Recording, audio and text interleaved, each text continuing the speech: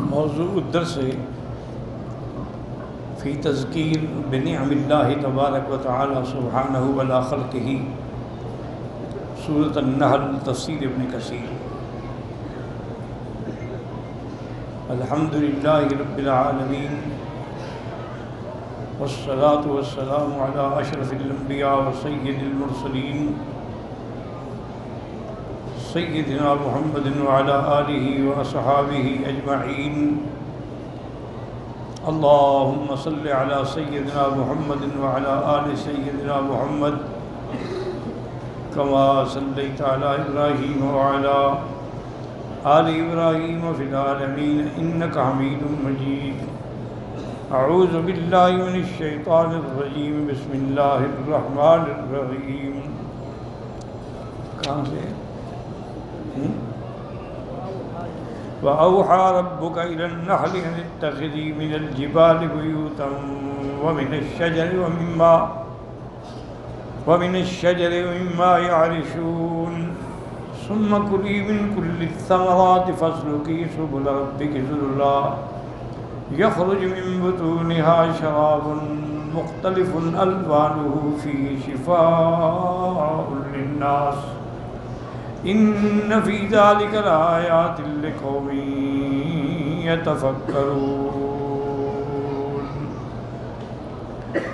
قال المؤلف والمفسر رحمہ اللہ تعالی ادام النفع بعلومہ وعلومکم فی الدارین آمین، الی ان قال وقال قتادة وعبد الرحمن بن زید بن اسلم فاسلکی سبل ربک ذللا ای مطیعۃ وجعلہ حالا من السالکۃ، ذللا کو حال اس نے، یعنی علماء ناو نے کہا یہ منصوب الحال ہے فصل کی سالکہ سے۔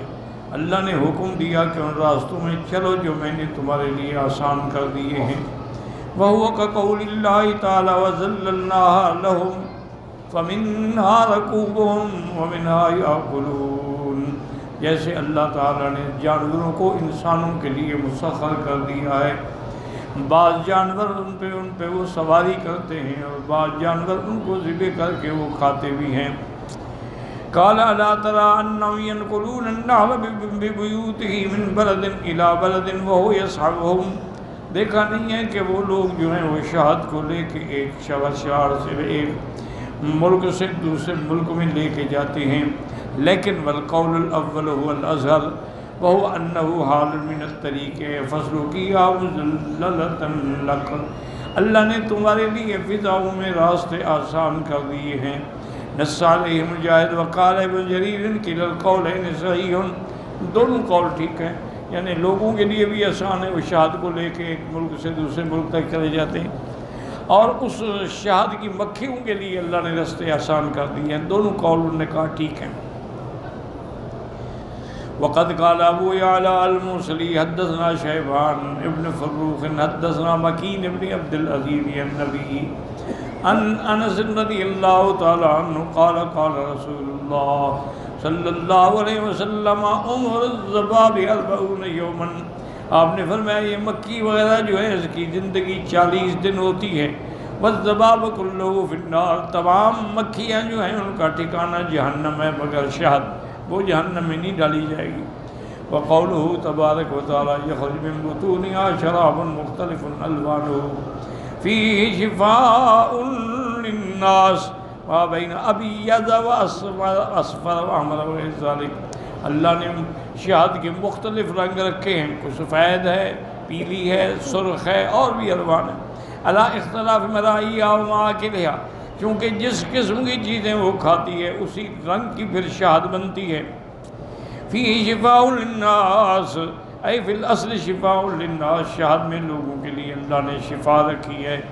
اے من ادواء تورد لہم، جو بیماریاں ان کو پیش آتی ہیں ان کے لیے شفا ہے۔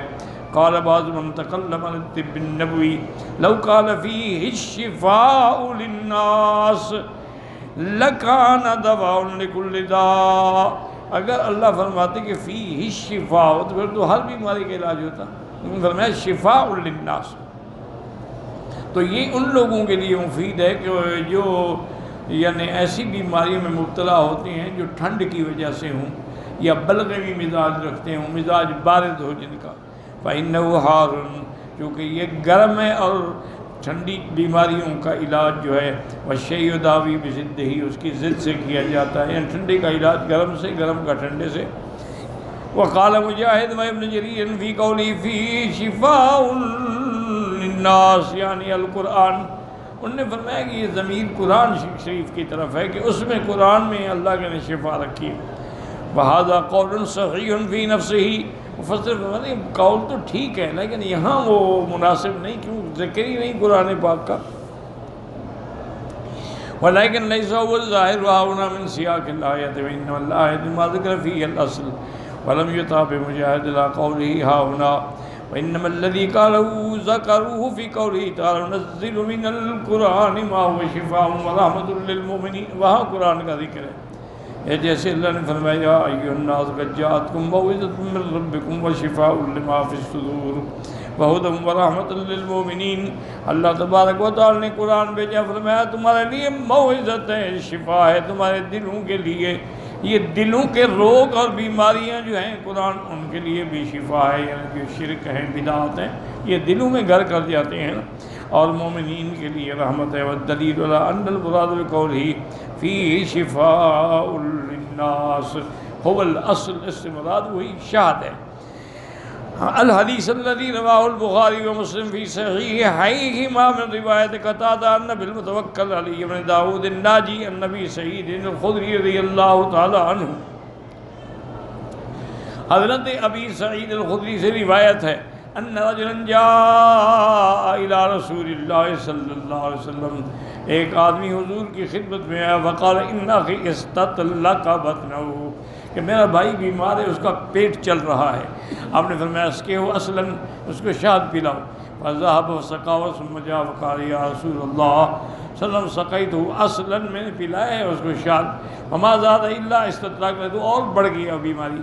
قال اذهب فاسقه اصلا وذهب وسقاه اصلا، اس نے دوبارہ پلایا۔ ثم جاء فقال یا رسول اللہ ما زاد الا استطلاقا، فقال رسول اللہ صدق اللہ وكذب بطن اخیک، اللہ کا قرآن حق ہے، اللہ کا قول حق ہے، لیکن تمہارے بھائی کا معدہ اسے فی الحال قبول نہیں کر رہا، اس کو پھر پلاؤ۔ فذهب فسقاه اصلا فبرئ، جب پھر پلایا تو الحمدللہ اس کو شفا ہو گئی۔ قال بعض العلماء طب کے علماء کہتے ہیں کہ اس کو اندر فضلات تھے، جب وہ پلاتا رہا چونکہ یہ گرم ہے تو وہ فضلات آہستہ آہستہ تحلیل ہوتے گئے، فاصلت فزادہ اسہال، پھر وہ بڑھ گئے تو اسہال ہو گیا۔ فاعتقد الرابی ان هذا يجره ومستحق لاخيه ثم سقاه فازداد التحرير والدفع، پھر پلایا فلما اندفعت الفضلات الفاسدة المضرة بالبدن استمسك بطنه، جب وہ فاضل فضلات نکل گئے تو اب اس کا پیٹ ٹھیک ہو گیا۔ واندفعت الاسقام والآلام ببرکت اشارته علیہ من ربہ افضلت والصلاة والسلام، اللہ نے فرمایا ہے کہ اس کے اندر شفا ہے۔ وفی الصحیحین من حدیث شامل النبی عائشہ رضی اللہ تعالی عنہ ان رسول اللہ کان یعجبہ الحلوى والعسل، حضور پاک صلی اللہ علیہ وسلم کو میٹھی چیز اور شہد پسند تھی۔ هذا لفظ البخاری وفي صحیح البخاری من حدیث سالم بن افطس عن سعید بن جبیر بن باسم قال قال رسول اللہ الشفاء فی ثلاثۃ، حضور نے فرمایا تین چیزوں میں اللہ نے شفا رکھی ہے، فی شرطۃ محجم او شربت عسل او قیۃ بالنار، یا تو یہ ہے کہ حجامہ کرتے ہیں نا، حجامہ کر کے خون نکالتے ہیں گندا، اس میں بھی شفا ہے، شفا، اور شہد میں بھی شفا ہے، اور آگ سے داغ دیتے ہیں اس میں بھی شفا ہے، لیکن حضور نے اس کو منع کیا، فرمایا آگ سے داغ نہ دیں۔ وَعَنَا أُمَّتِي عَنِ الْقَيِّ قال البخاری حدثنا ابو نعیم قال حدثنا عبد الرحمن بن الغسیل الناس بن قتادہ سمعت جابر بن عبد الله قال يقول ان كان في شيء من ادويتكم ويكون في شيء من ادويتكم خير ففي شرطة محجم او شربة عسل او ذات بنار توافق الداء وما احب ان اكتويا۔ حضرت جابر بن اللہ سے روایت ہے، حضور نے فرمایا تمہارے جو دوا ہیں ان میں اللہ نے جو شفا رکھی ان میں تین چیزوں کے اندر ہے، یا تو حجامہ کرانے میں، یا شربت شاد، یہ لذات من نار، یہ وہ آگ گرم کر کے داغ دیتی ہے اسے. لیکن فرمایا ما احب نکتے ہو، لیکن میں اپنی امت کے لیے پسند نہیں کرتا کہ وہ داغ سے علاج کرائیں. فرمایا مسلم حدیث عاصم ابن عمر کی طرف جابر وقال الامام احمد حدثنا علی بن اسحاق قال انبانا عبداللہ انبانا سید نبی ایوب حدثنا عبداللہ بن ولید بن الخیر عن عقبۃ بن عامر الجہنی قال قال رسول اللہ صلی اللہ علیہ وسلم ثلاث ان کان فی شیء شفاء، اگر اللہ نے شفا رکھی تو یہ تین چیزیں ہیں: شرطۃ محجم و شربۃ و قیۃ تصیب علما، درد کی وجہ سے داغ دیتے تھے. لیکن مانا اکرہ القی، حضرت نے فرمایا میں یہ داغ جو ہے نا آگ کا، اس کو پسند نہیں کرتا ہوں. علاج تو ہے لیکن آپ کو پسند نہیں ہے.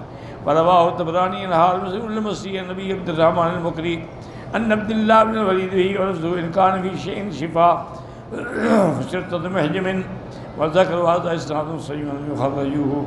وقال الامام ابو عبد الله محمد بن وليد بن ماجه القزويني في سننه حدثنا علي بن سلمة والتغلبي قال حدثنا زيد بن حباب قال حدثنا سفيان بن اسحاق عن ابي الاحوص عبد الله بن مسعود رضي الله عنه قال قال رسول الله صلى الله عليه وسلم. اس حدیث میں حضور نے فرمایا تمہارے لیے دو چیزوں میں شفا ہے، ان کو لازم پکڑو. علیکم بشفاء، کیا شہد اور قرآن.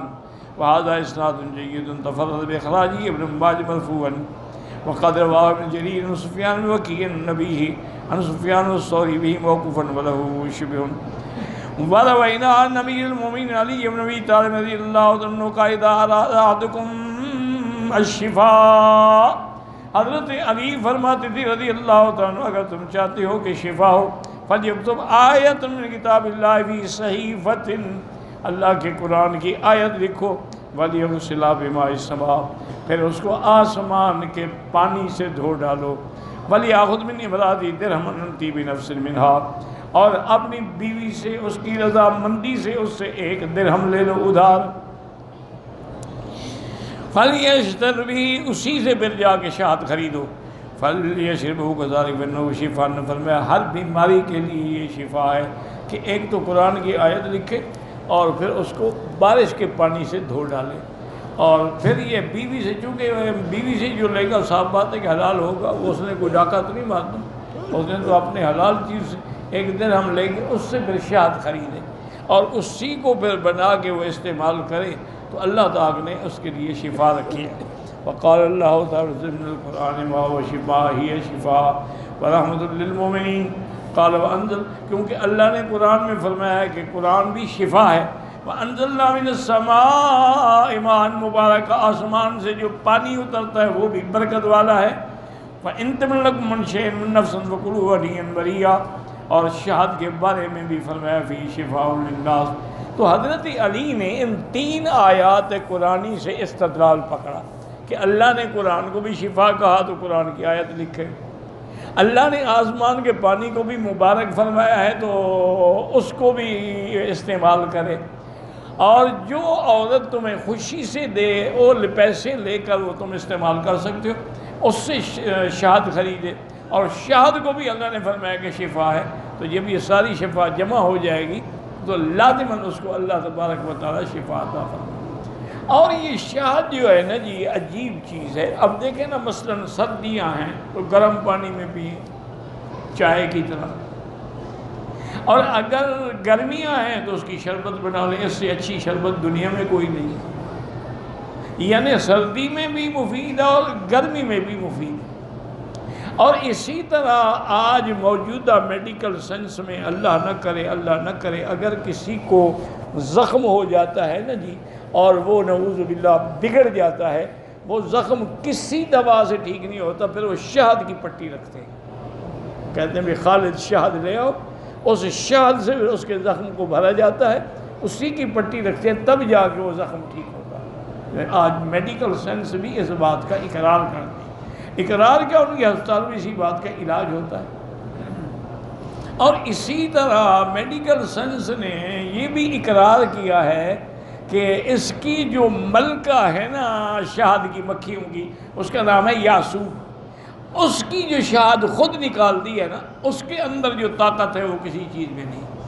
اس لیے آج آپ دیکھیں بڑے بڑے جتنے میڈیکل اسٹور ہیں، اس میں آپ جا کے ان سے کہیں نا ملکۃ النحل، وہ اس کو آپ کو کیپسول دے دیں گے، اسی کے اندر وہ اسی کی شہاد ہوتی ہے۔